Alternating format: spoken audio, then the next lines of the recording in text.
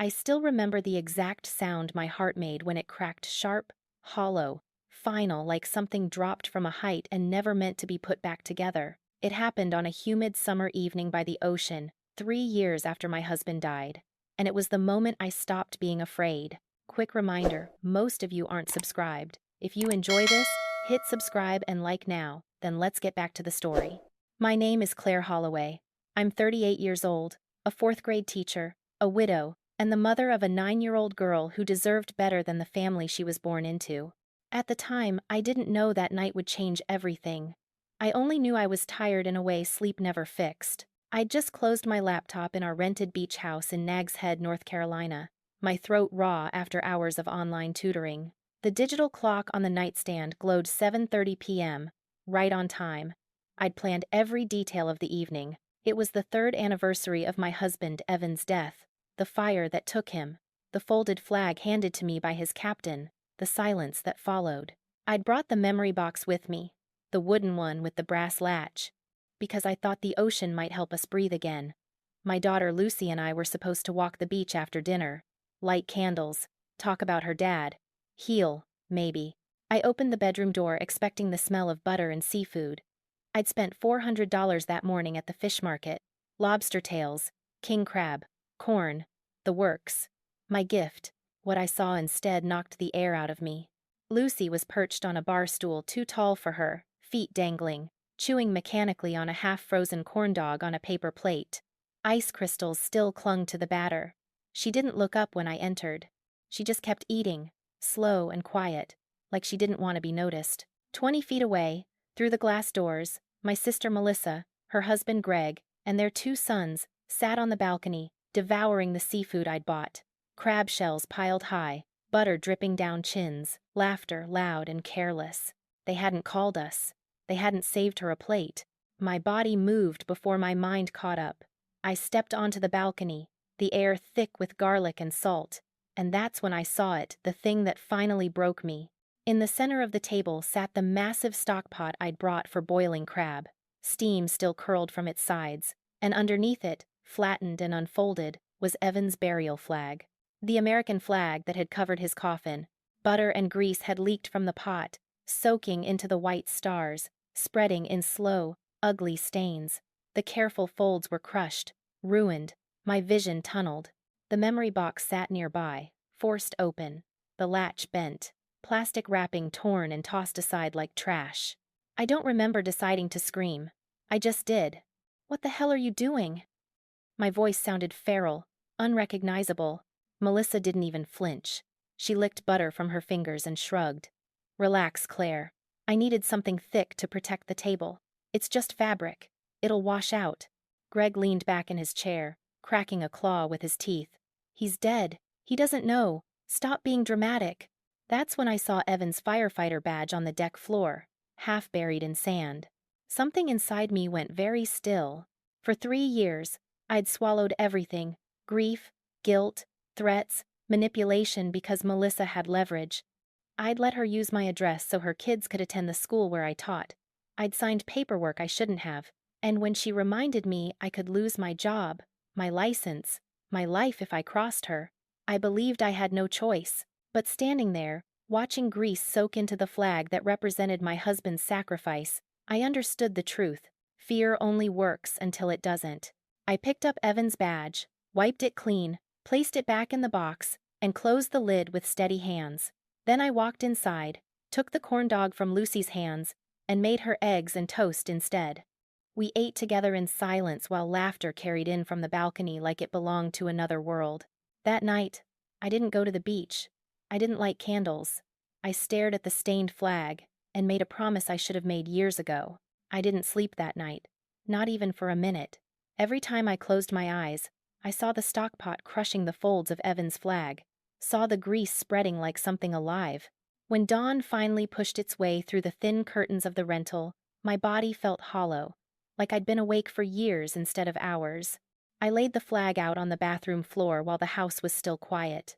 Cold water, a washcloth, gentle pressure. I told myself I wasn't trying to erase the stain, just soften it. But the yellow-brown blotch only widened, bleeding into the white like it was determined to stay. By the time I stopped, 3 stars were ruined. Permanent. I sat back on the tile, the flag damp across my knees, and finally allowed the truth to surface fully, painfully clear.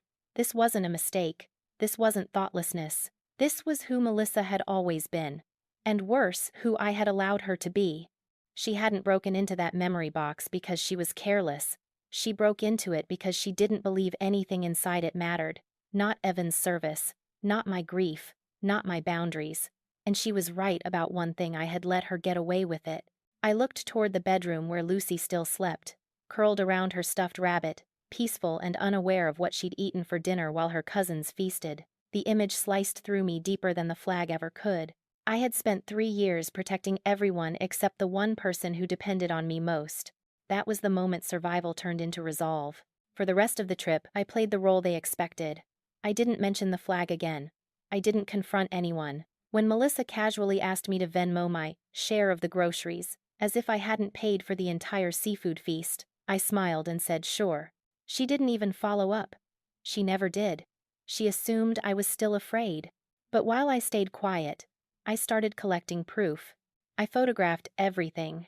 The stain on the flag, the broken latch on the memory box, the torn plastic wrapping on the deck, the empty stockpot with grease still clinging to its sides.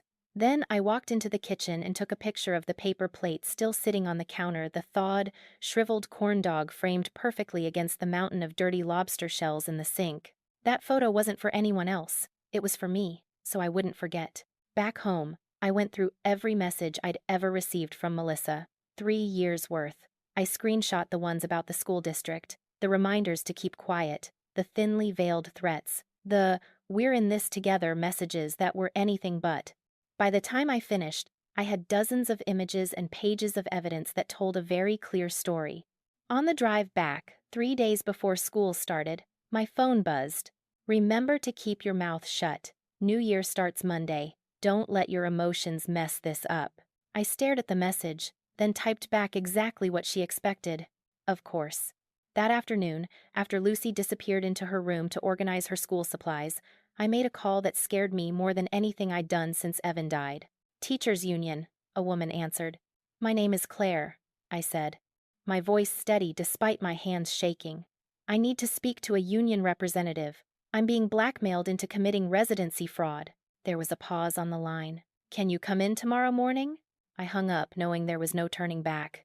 The next day, I sat across from a union representative and told the truth from the beginning: the grief, the paperwork, the threats, the flag.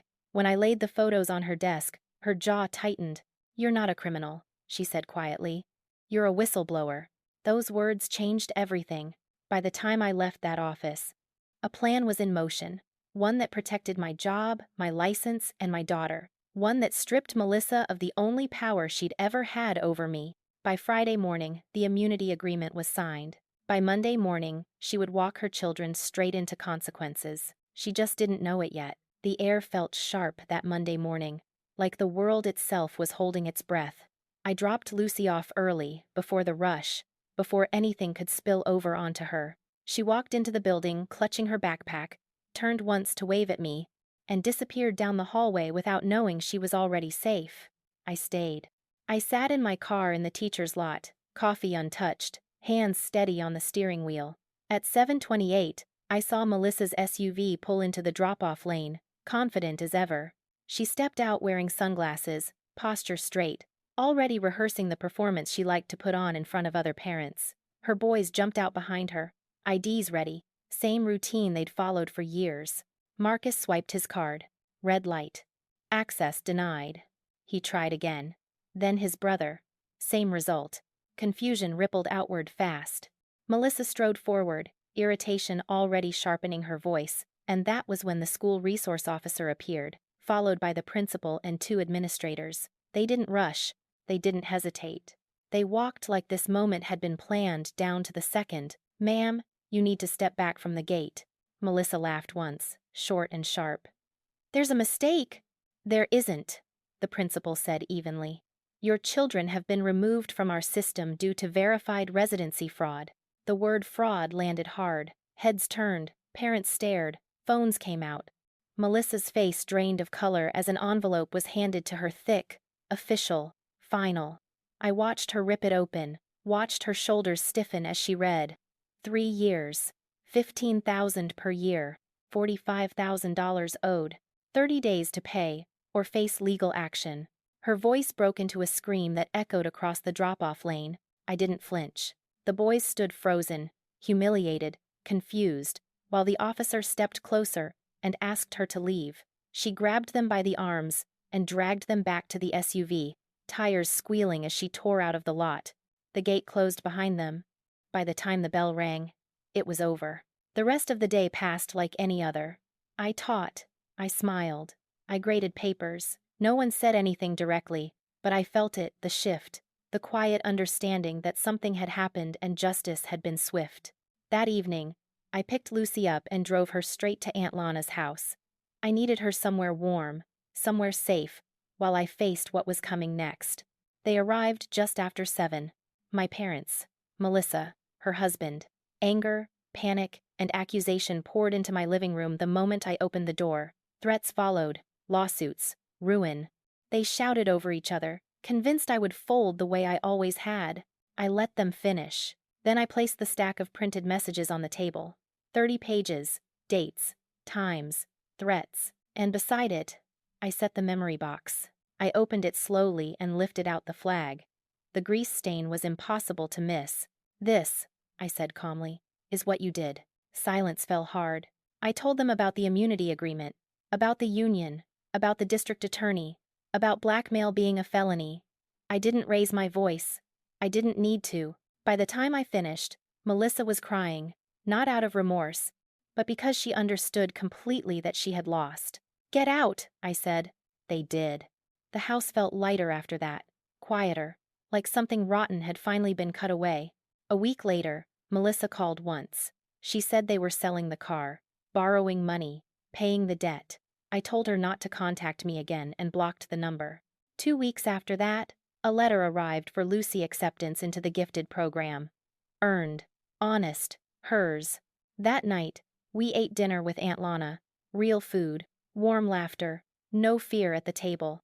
Later, after Lucy went to bed, I stood in the living room and looked at the memory box. The stain on the flag was still there. It always would be. But it no longer felt like damage.